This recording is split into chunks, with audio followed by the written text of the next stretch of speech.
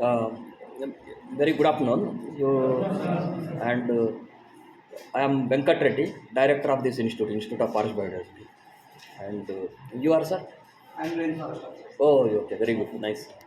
And all these are your foresters training or foresters? Beat forest. Okay, forest guards and foresters. Forest guards. They call forest guards. Yeah?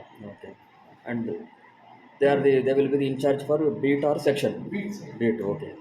Very good. And they are all inducted officers or newly joined officers? Newly joined, sir. Oh, new, your They are under academy. training, sir. Oh, they are under training. And they are under. But no girls are still seen. I think they are not recruiting them, or the only boys are recruited, or for No, sir. foresters. Girls are recruited, but they are getting Separate batch. Oh, okay, separate batch. I think Total nice. 329. Oh, the large Strength is contingent. Nowadays, there I think retirements have. Oh, total 5 okay. training Now again, centers. recruitments have started. Okay. Nice. I think that the fresh blood is coming to forest department. I think your Karnataka Forest Department is a well-established department. Yes. I think you name any activity, I think they will do. Not like other forest departments.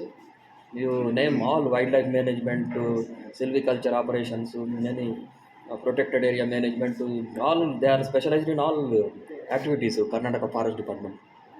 They are very well established department. I think I wish you, all of you, for joining the and choosing your career in forestry and joining your Karnataka Forest Department.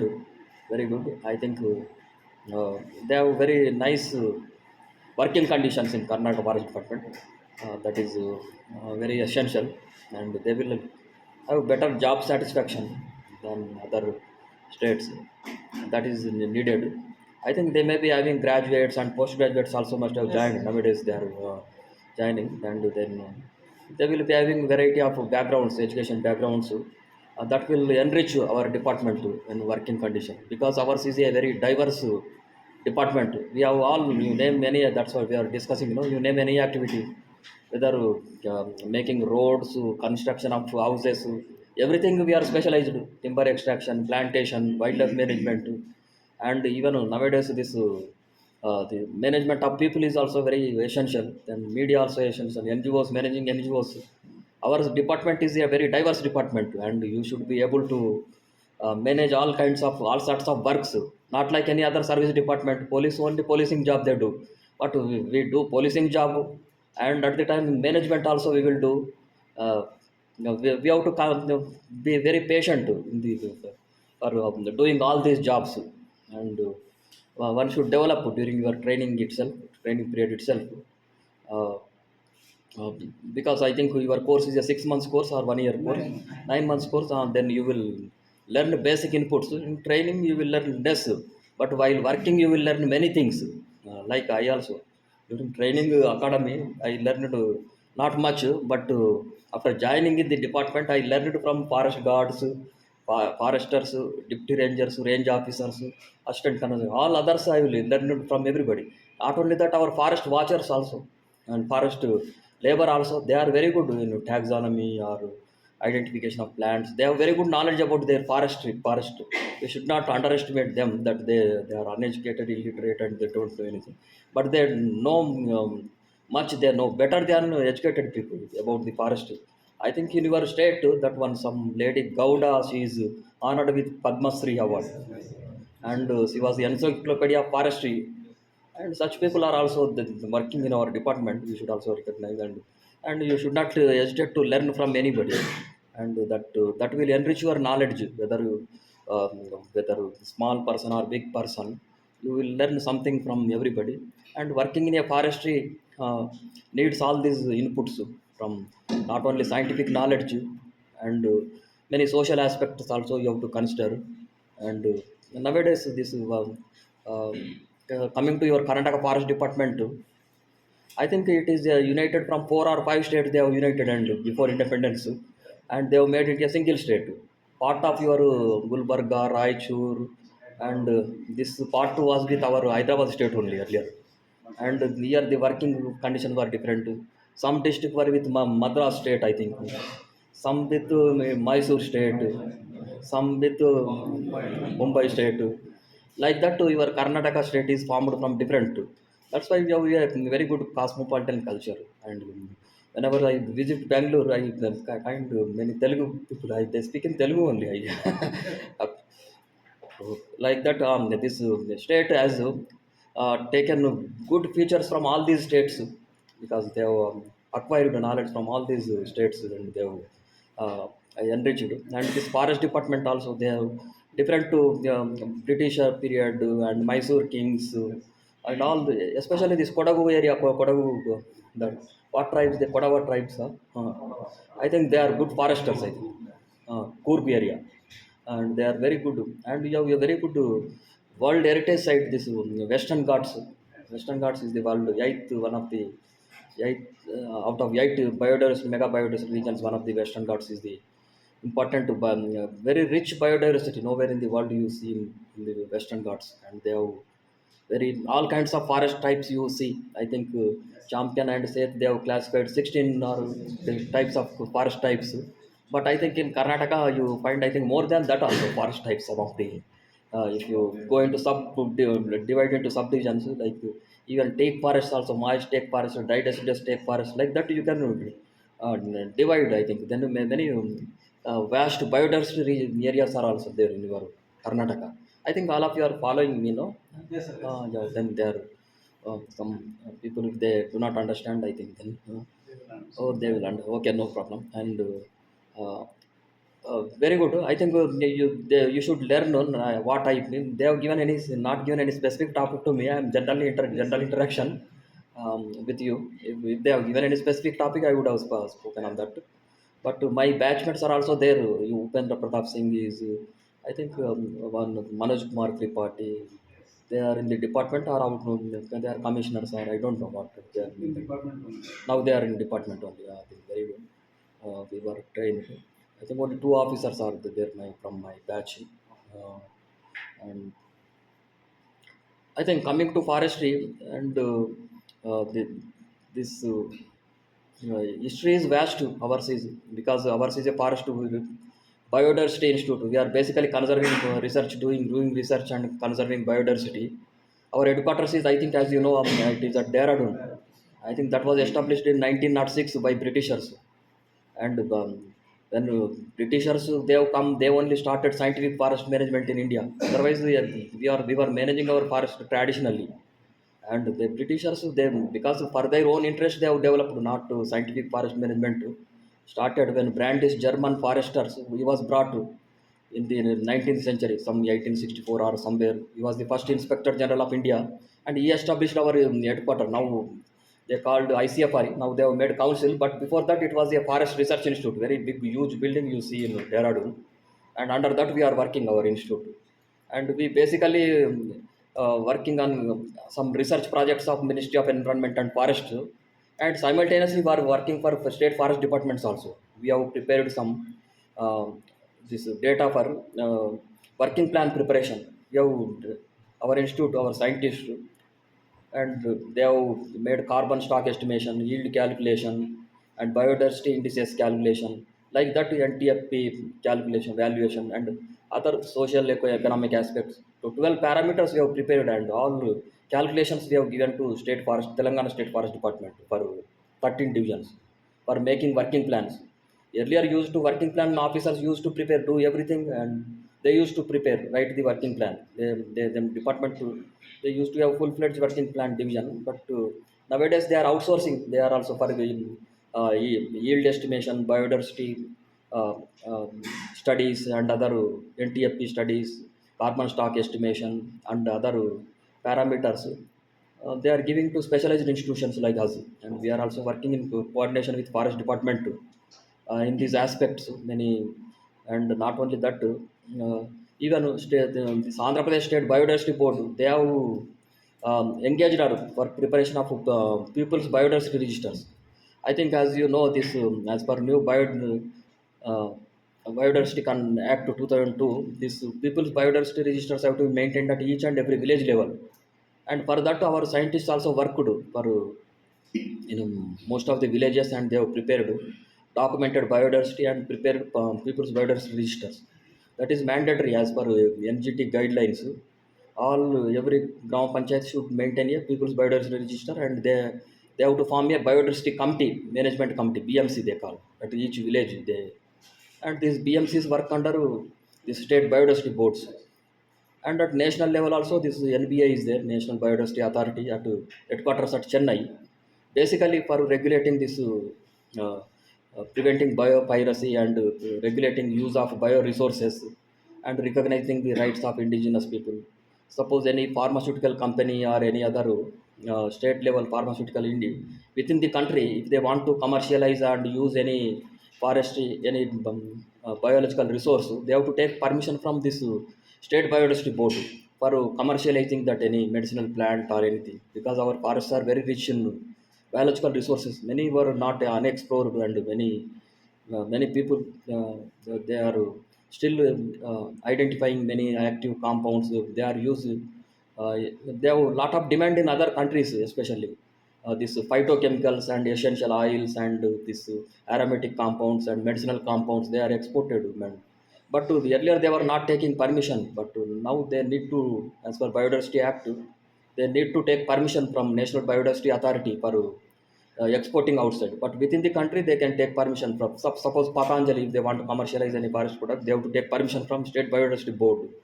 But any foreign company, if they want to use our biological resources, they have to take obtain permission from National Biodiversity Authority for commercializing any forestry product. But this is not applicable to for our indigenous tribal people or native people.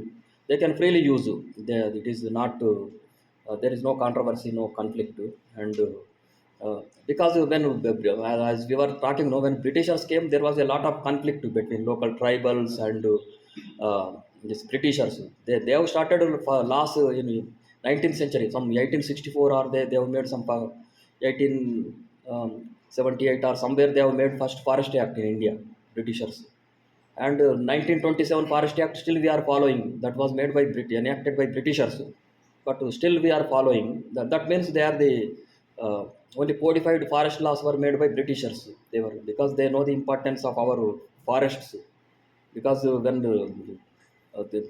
that was the major important raw material for them, for shipbuilding for them. Otherwise, how they have conquered the whole world?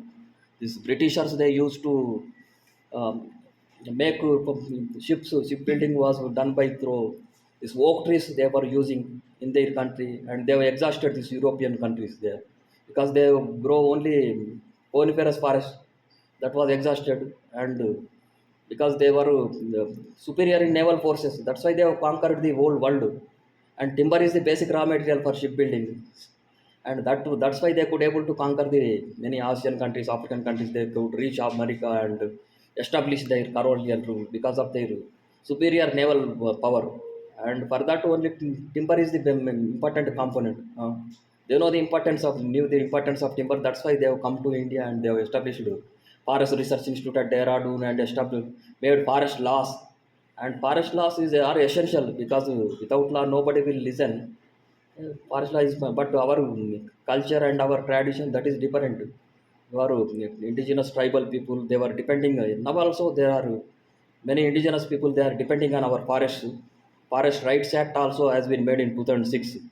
Now they are giving up to 5 hectares land for those people who stay in forest. They are staying in forest for 75 years or 3 generations.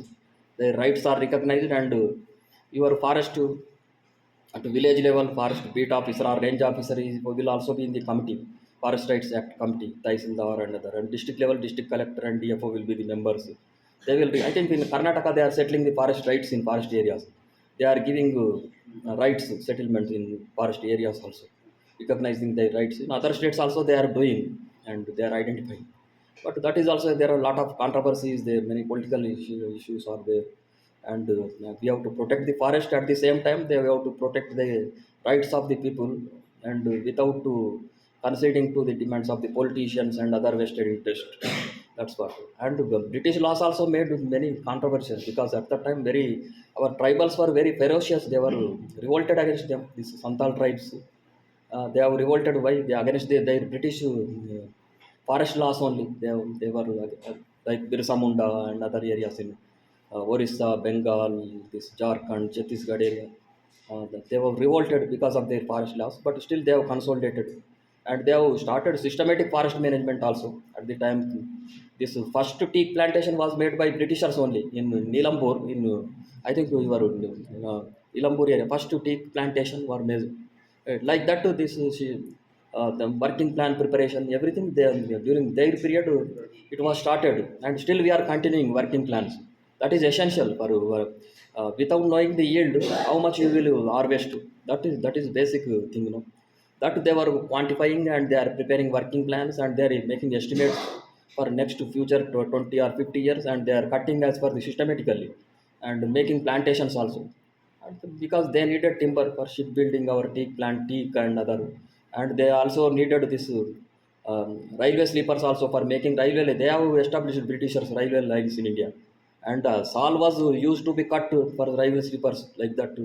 Lot of forests were destroyed also, but they have made plantations also work. Uh, they have started. Not only for that, they have coffee plantations like in Karnataka also. They have tea plantations. They have established inside the forest areas. There, because in Europe there was a lot of demand for spices, tea, coffee, indigo and other things, and they have made railways, and they have started systematic forest management also, and the forest laws also they were made. They still they have classified reserve forest, protected forest and village forest. This concept still we are following. Their British period only this concept has come, reserve forest, protected forest concept, and still we are. But apart from that, India also recognized after getting independence, we have made Wildlife Protection Act 1972. That is the important law for protection and management of our uh, this biodiversity rich areas. Under Wildlife Protection Act only, we was under Section 18. We make sanctuaries, and we make national parks also under Wildlife this Protection Act. And so, and they are responsible for protection of not only biodiversity and conserving our forests and the national parks, protected areas, and other protected areas we are conserving because of this Wildlife Protection Act. And 1980 also, this important act, Forest Conservation Act, is made. And before that, forest was diverted in a large scale for development activities. After the 1980 Forest Act, it is being regulated. And because, as you know, this forestry is on a concurrent list, and the forests are, the land is with state governments, managed by state governments. But if it is concurrent list, it means center has also its own powers. And when for diversion of any forest land, they need to take obtain from permission from central government, Ministry of Environment and Forest. That's why it is working, because it is in a concurrent list, completely not given to state. But central government doesn't have its force, no, for managing all these vast areas of forest. Because in Karnataka also you are 24% no forest area under, for this vast area, managing this vast area by central government is not possible if you make a central service.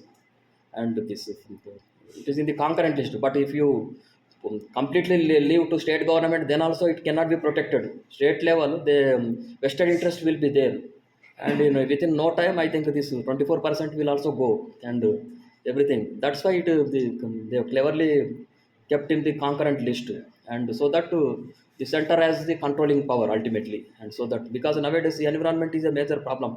As per international standards also, we need to maintain 33% to forest cover. But still our, as per state of India forest report, that is biannually published, we our tree cover is increasing outside the forest, and recorded forest is in less number. This area is not increasing, but trees outside forest it is increasing. And that's why the state of forest report says our tree cover, forest cover is increasing slowly every year. And that is a good sign for national level, or for if we have made any international commitments also. We have to oblige to international commitments, because in 1992 there was important summit was made at Rio de Janeiro, Brazil. You must have studied there. Three important conferences were held, and three important treaties were made. UNFCCC is the one, United Framework Convention on Climate Change, and that is related to controlling this global warming by reducing the carbon emissions. That was the important. But every and more than 190 countries have made sign signatories, except USA. They have signed and they have withdrawn, I think, UNFCC. But they are, we have to oblige commitments. Recent in COP meeting also, they are called conference of parties. All the signatories, all the countries are called parties. Conference of parties meetings are held in each year, year and periodically in every country, and many decisions were made, and India also committed for reducing carbon dioxide emissions and for sequestering carbon, and only plantations are the only source, and within the forest we don't have much for taking up plantations for carbon sequestration, but there is a scope for increasing plantations outside the forest areas, especially this along the roadside canal bunds and other wastelands, and even agroforestry is the promising they have, for carbon sequestration they have to, they take up uh, there is a lot of carbon can be sequestered, and we can fulfill our global commitments, and because for every year we need to submit our achievements, because we have signed no this UNFCC, we have to oblige this the international obligation. Not only that, too, UNCBD was also signed in 1992 only, 93 or 94 it came into effect. United Nations Convention on Conservation of Biological Diversity, and after that only we have made this Biodiversity Act 2002 for fulfilling the commitments of the CBD. CBD also many countries have signed, and its headquarters is at Montreal, Canada. And every and in COP 12 meeting, I think the COP 11 meeting was held in Hyderabad in 2012, and at that time only the government of India decided to make our institute as a Institute of Forest Biodiversity they have made after COP 11 in 2012 Hyderabad as per CBD. COP 11 to CBD, Conference of Parties Meeting to Convention on Biological Diversity, was held in Hyderabad and 2012. And 2012 they have decided to make our, it was a center basically, Forest Research Center under IWST Bangalore at that time before 2012, and from 97 to 2012. 2012 after Conference of Parties they have made this as Institute of Forest Biodiversity for recognizing the importance of biodiversity, and and still we are making this 2010 to 2020 it is called International Decade of Biodiversity, and they have made some this IG targets they have fixed in Japan, they have fixed, and Nagoya protocol was made for this uh, preserving the biodiversity, for recognizing the rights of indigenous tribes, and based on that this people biodiversity registers are maintained, because any bioresource is recognized that indigenous people have to be benefited, not the commercial companies, and any biological resource of that region, if it is made into commercialized, that royalty should be paid to that local tribes. Maybe that tribes may be having indigenous knowledge of that area for that. They may be using it as a medicine or some other purpose they may be using. But suddenly some company make it commercialized, and they will make a lot of money. But as per this Nagoya Protocol, and this whenever the biological resource is commercialized, local indigenous people they have to be compensated, and that is the purpose of the this Nagoya Protocol, and our Biodiversity Act also says this, like many in areas that these indigenous people's rights were recognized and adequate royalty is being paid. But in your and another conference was made. UNCCD was also made at 92 Rio Summit itself. United Nations Convention on to combat desertification. For that also many countries have signed, because this is a desertification is going on fast, because many areas are converted into deserts. In India also recorded forest is 20%, but most of the forests are degraded forests only, open forests only. They rarely found dense and uh, evergreen and rich uh, with canopy density more than 40%. Most of the forests are open forests only, because our uh, population pressure, cattle pressure is more, because we have 2% of earth in the globe. India's geographical area is 2% of the world's total geographical area. But we have more than 16 or 17% population, human population, and 16 or 17 or 18% cattle population of the world. You see the pressure, how much pressure we are having on our forests, population pressure, cattle pressure. In spite of that too, our we are protecting our forest areas and the national parks, sanctuaries. um, at the same time we are taking up development activities also. Development is also going fast. We are establishing many hydroelectric projects, railway networks, road networks, transmission lines, and we are doing mining also. In forest areas only mines are there. You can't find outside. Outside very less mines are there.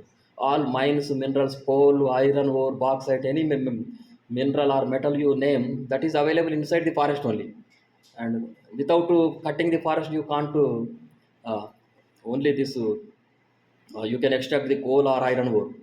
But nowadays techniques are they are making this open cast mining is banned, but it is not always possible economical for open cast mining is still there in Telangana also. Singareni coal mines, most of the open cast mining only that taking place, but that has to be addressed. That and many hydroelectric projects are also coming up along the Godavari or Krishna river, any river. And our biodiversity institute also, our ICFR especially, working on rejuvenation of rivers of India project we have taken up. Rejuvenation, we have 12 rivers we have made that rejuvenation plan for 12 rivers of India. For and IWST worked on this Krishna river, and our institute, Institute of Forest Biodiversity, worked on Godavari river. We have made studies in all the states of the catchment area wherever it is there, and we have prepared a detailed project report for rejuvenation of this Godavari river or Krishna river or all other rivers in India, major rivers in India, because it is essential. These rivers are the lifeline of India. They support the agriculture, fisheries, and all. They are the other. If our rivers dried up, our agriculture will also be affected, because our 70% people population is dependent on agriculture only. Yeah, if we have to conserve our rivers, that is essential for. And for rivers, we need to protect the forest. Without protecting the forest, our rivers we will not sustain. No, and they, in no time they will be dried up, and they will, the whole water whenever it rains it will go drain into sea only. That's why we are conserving forest. And in our detailed project reports of this rejuvenation of rivers also, we have suggested many measures for taking up plantations, for taking up soil and moisture conservation works.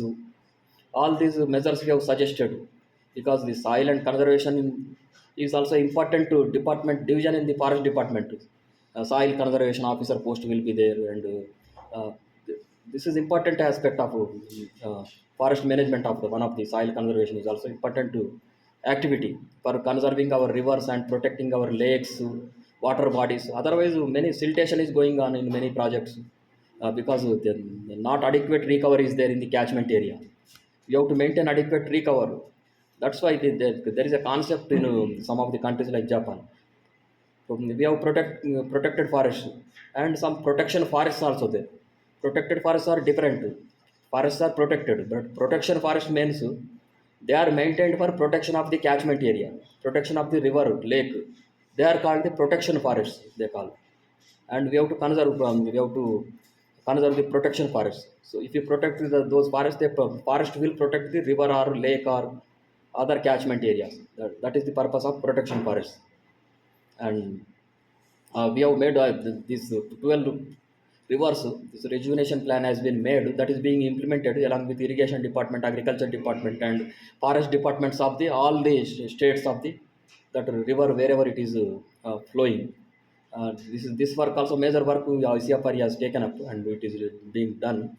uh, and apart from that, IWST, I think you must have visited. They are working on wood science, and IFGT Coimbatore, our institute, they are working on this tree breeding and tree improvement.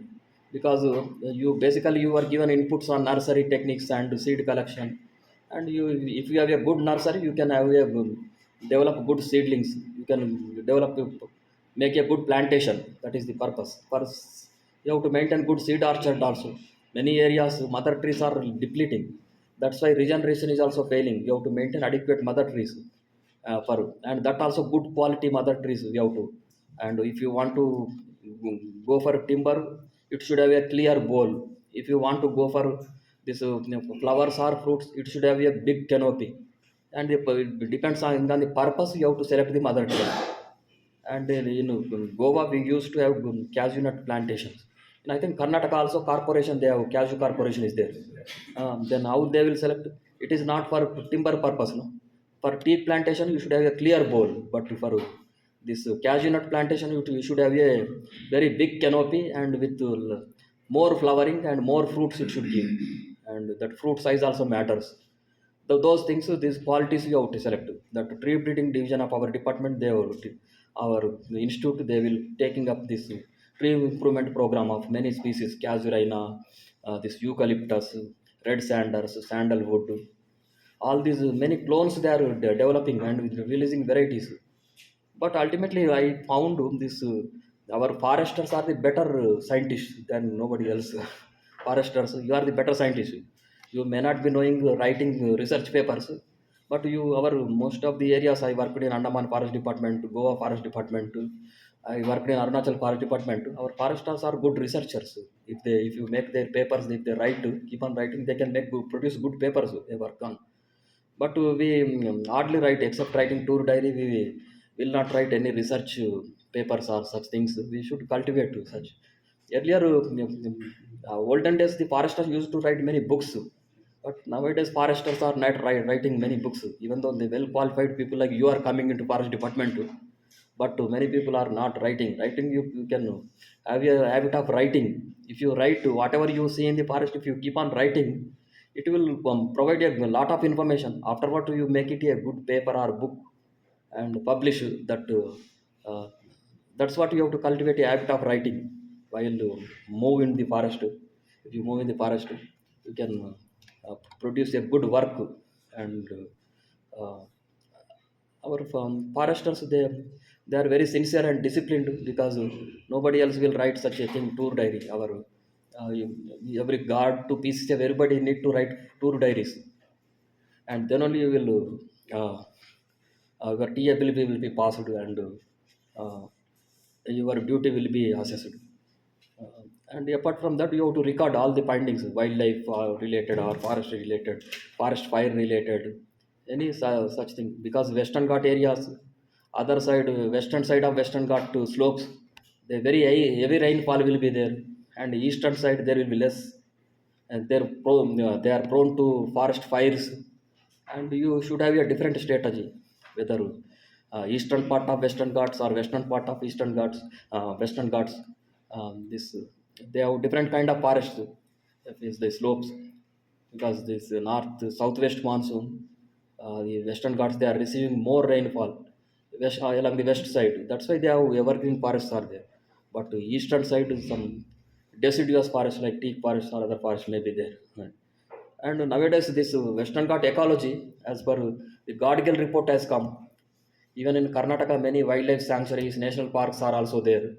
But as per Wildlife Protection Act and as per Godgill Committee report on Western Ghats ecology, they have made recommendations. Eco-sensitive zones have to be reported along the sanctuaries, national parks. And in Karnataka, they have made eco-sensitive zones. How many kilometers? 10 kilometers or 1 kilometer? 10 kilometers. 10 kilometers wherever is available. But in some areas, adjoining villages, towns, it is not possible. No? In Goa also I worked, there was a zero eco-sensitive zone, because the Panaji town is adjacent to sanctuary, along the river only. They have made sanctuary. That is not possible, always not possible. I think in Mumbai also there in Hyderabad also there is KPR National Park is there, and they can't to declare even 1 kilometer also they can't make a eco-sensitive zone, because it is a city, Yes. because the purpose is to protect. Otherwise, if we do not to declare it as national park, what will it will go for real estate only, and for that purpose only they have made it as a national park. And you can't divert a national park or sanctuary. It is highly impossible. National Biodiversity Authority, State Biodiversity Authority, State Empowered Committee, Central Empowered Committee, MOEF, all these also can't to uh, divert unless Supreme Court gives approval as per Wildlife Protection Act. You can't divert to any national park area, sanctuary area. It is highly impossible, even for whatever purpose, unless Supreme Court gives specific direction after recommendation of State Biodiversity Board, Wildlife Board, Central Wildlife Board, and Central Empowered Committee, MOEF. Even after that also, this Supreme Court has to give permission for diverting or any sanctuary or national park area. National park, it is highly impossible. That's why they are protected, and many areas they have declared as national parks with the intention to protect the area. Otherwise, it will give possibility of diversion. And the eco-sensitive zone is also important, because Western Ghats are highly fragile. They are used for many other agriculture and other industrial commercial purpose they are using. They want to protect the biodiversity and yeah, that is good. 10 kilometers is a very good area, eco-sensitive zone. Many things are prohibited except agriculture and other uh, this eco-friendly activities. Many construction is prohibited. They need to permission from forest department in eco-sensitive zone. If you want to make a house or any, if you want to make any small scale industry, you have to take permission from forest department only. In eco-sensitive zone, you can't even though it is you are the owner of that land, you can't make any commercial activity in your area, and you can't construct any permanent structure. These restrictions will be there in eco-sensitive zone for protecting the, because this wildlife they don't know boundaries, no. Within the sanctuary they will be there, they may be roaming adjoining the areas also. With that purpose only, that for protecting wildlife and other areas, they, for preventing from encroachments, the eco-sensitive zone concept has come, and in that many activities are prohibited. That is also being implemented by the states. uh, I think you will learn all these laws during the course of the. They will give inputs on wildlife management and nursery techniques, and you should learn these basic nursery techniques and management techniques. And you should have a legal good legal knowledge about Indian Forest Act, Wildlife Protection Act, for preparing FIR, and that will be the basis, no, for fighting the case in the court. Without a good sound FIR, that will not you can't fight in the court. That will not you can't fight in the court, because FIR is the basis. Whenever you found an offender or any poacher or any illicit peddler or any other activity you have noticed in the forest, you have to have a good FIR, and you take the signature of that offender, and you can arrest him or release him and produce him in front of your compounding officer. DFO is the compounding officer, or ACFR in your state. DFO, and you have to produce before that. If it is not compounded, if you produce in the court, you should have a good FIR report whenever uh, you found any. That's why many the conviction rate is very less in wildlife offense cases also, and because they can easily escape the court. Court needs solid evidence, and if you do not produce proper evidence, it will not sustain. Even people, we used to preserve this timber seized, truck seized by the forest officials, wildlife articles whenever we seize, we used to preserve it for producing in the court for justifying our uh, uh, that case. Otherwise, uh, if you do not maintain write a proper FIR, you could not. You recording of the statement is also important. Offender statement, you have to record it and take signature of him as well as some witnesses also. Without that, you can't fight in the court. Court judge will scold you then if without proper evidence, and if you produce an offender. And that's what you have to learn these things. Your very good learned officers will teach all these things, their experience, from their experience, because they range officers, they most of the cases they fight in the court than IFS officers. And while range training only we do it these things. Otherwise afterwards we never do it. Only range officers only will do it. And for that you have to make a good affidavit also. You have to write. Many range officers they don't. They go simply go to some public prosecutor or some government pleader for some lawyer for preparing affidavit. But you should be able to prepare a good affidavit for mentioning the sequence of events that occurred during the offense, so that the judge will clearly understand, and that okay, your case will be solid, strong. Uh, because you are a lawyer also, you have to think after becoming a forester, you have to file your own case for whether encroachment case or wildlife case or forest offense case. You yourself have to file your affidavit. You will better prepare. Many lawyers they don't know forest laws also. Whatever you tell they will write. You can write better than them, but you should have confidence on you. If you do not have confidence, you can't make an affidavit. But you can make a prepare a better. If you keep on practicing, you can make a better affidavit than the qualified lawyer. And because the lawyers also ask you only what is the law. You show the forest act, you show the wildlife act. They will ask you only to you have to show the consent section to him. Then only he will public prosecutor will plead in the court, and these laws you should learn, and you can learn also. It will be easy for you to learn than the uh, other people, because uh, you are daily observing these cases. uh, and anything you want to ask me, you can ask. I think I am delaying your lunch, I think. Sorry. Any doubts you can ask. Okay, then we will conclude. Other programs are over. Done, sir. Okay, then I think you are staying in Forest Academy. Yes. Okay, very good. Then, okay, wish you all the best, and next time we will meet. And okay, thank you. Request to